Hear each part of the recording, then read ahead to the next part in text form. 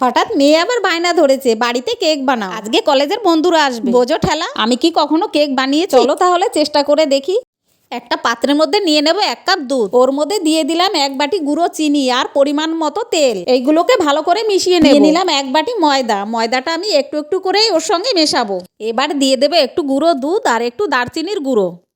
এবার দিয়ে দিলাম কেটে রাখা শুকনো ফল, সব একসঙ্গে ভালো করে মিশিয়ে নেব। এবার একটা চিনির ক্যারামেল বানিয়ে নেব, এইটা এর মধ্যে দিয়ে একটু মিশিয়ে নেব।